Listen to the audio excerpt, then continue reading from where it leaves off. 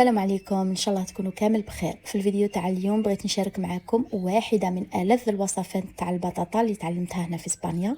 وصفه تقليديه قديمه بزاف، بسيطه واقتصاديه، تقدروا ترافقوا بها اي طبق نتاع اللحوم ولا الاسماك، وحتى وحدها تجي مليحه ولا مع البيض. راح تكون وجبه كامله. السر نتاع هذه البطاطا راهو في التتبيله. وايضا الوصفه الاصليه هي بالبطاطا المقليه، ولكن انا فضلت نحضرها في الفرن باش نقص من كميه نتاع الزيت وما تجيش ميدمه. نبدا بسم الله. كانت عندي هنا حوالي 800 غرام بطاطا، قشرتها وقطعتها دوائر، ما يكونوش رقاق بزاف وما يكونوش غلاظ، هكذا باش يطيبوا مليح ويبقاو تاني محافظين على الشكل تاعهم بعد ما نديروا التتبيله. بعد ما نشفت البطاطا من الماء زايد حطيتها في صينيه تدخل للفرن، زدت عليها شويه ملح وشويه زيت الزيتون وخلطتها مليح حتى كل حبه تاع بطاطا تتغلف بالزيت والملح. من بعد حاولت نفرشها باش ما تبقاش حبه فوق اختها، هكذا باش في الفرن يطيبوا بالتساوي ويتحمروا مليح. من بعد دخلتها للفرن على اعلى درجه. بالنسبه للفرن تاعي البطاطا حوالي 20 دقيقه تكون واجده، وفي الاخير كل وحده والفرن تاعها تعرف له مليح شحال الوقت وشحال درجه الحراره باش طيب لها البطاطا. كي تدخلي فرشيطه ولا تدخلي صبعك تلقيها طريه، يعني راهي واجده، فقط خلوها تتحمر باش الوصفه تجي بنينه. والان راح نمر للتتبيله اللي هي سر هذه الوصفه. في مقله حطيت شويه زيت الزيتون، ضفت عليها 3 فصوص نتاع الثوم يكونوا كبار ومقطعين قطع تكون خشينه ماشي رقيقه باش ما يتحرقوش. نخليهم على نار هاديه حتى يتحمروا غير شويه، يعني لون ذهبي.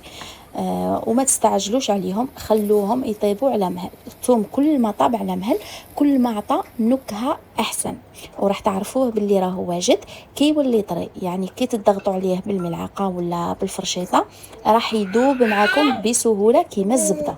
حطيت الثوم في المهرز اللي نحطو فيه الدرسه، وزدت عليه غير شويه ملح برك، لا خاطرش البطاطا راهي فيها الملح. ومن بعد نبقى نمرس فيه حتى يولي كيما الكريمه. زدت عليه تاني مغرفه صغيره نتاع اوريغانو، ويا ما كانش عندكم تقدروا تعوضوه بالزعتر. زدت ضفت عليه نص مغرفه صغيره نتاع كمون، ونخلط مليح حتى تولي عندي تتبيله على شكل عجينه. وفي الاخير نضيف 3 معالق كبار نتاع خل، ونخلط كل شيء مليح حتى تتجانس المكونات.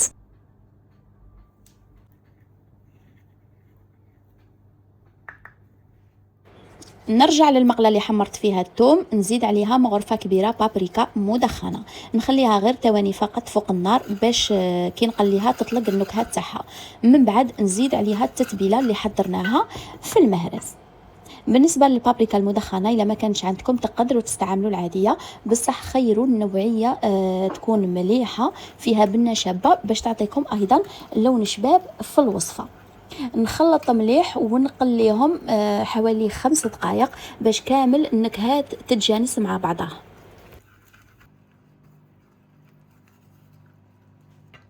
ومن بعد زدت عليها نص كاس ماء سخون حوالي 130 مليلتر هكذا، وخلطت مليح وخليتها فوق النار حتى طلعت الغليه. من بعد طفيت عليها وهكذا التتبيله تكون واجده.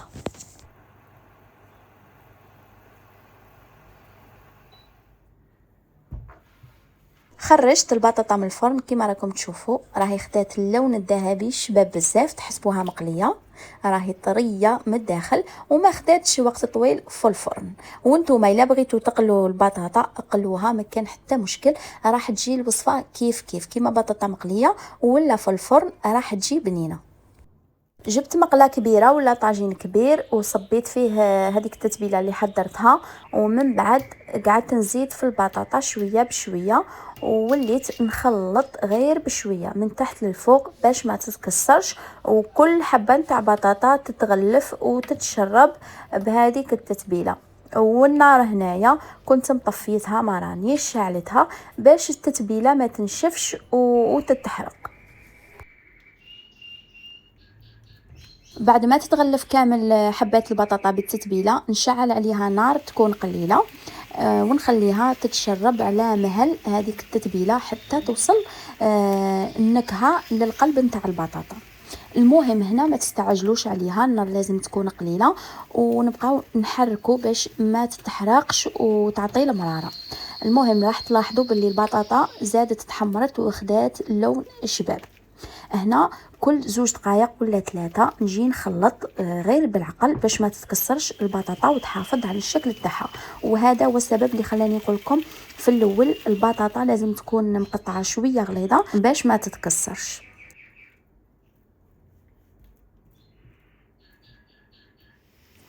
كي تشوفوا البطاطا ولات مجمره ودات هذاك اللون الشباب محمر، تولي مقرمشه شويه من برا وطريه من الداخل، هنا طفوا النار والوصفه تاعنا تكون واجده.